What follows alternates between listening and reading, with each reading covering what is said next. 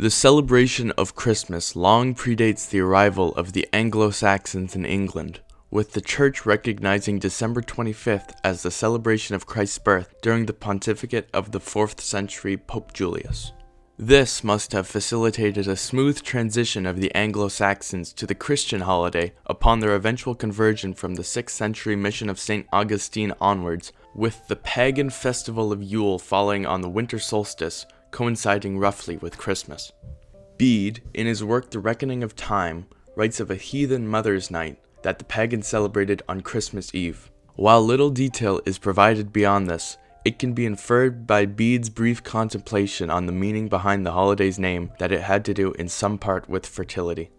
According to Egbert, the 8th century Archbishop of York, the Christmas season was marked in England by a period of fasting filled with many vigils and prayers, as well as what can perhaps be perceived as an early example of gift-giving through the giving of alms to the poor and the monasteries.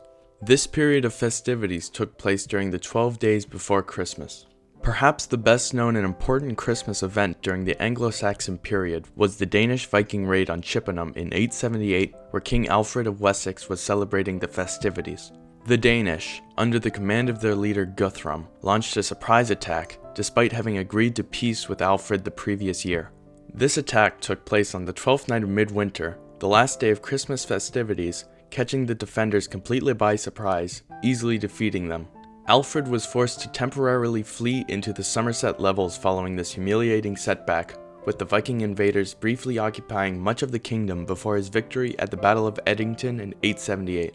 Anglo-Saxon England can also be said to have ended on Christmas Day of 1066 with the coronation of the Norman Duke William as King of England. During the ceremony, shouts of acclaim were misinterpreted by the new king's guards as an assault on Westminster, who thus proceeded to set fire to the surrounding houses, a fitting start to Norman rule.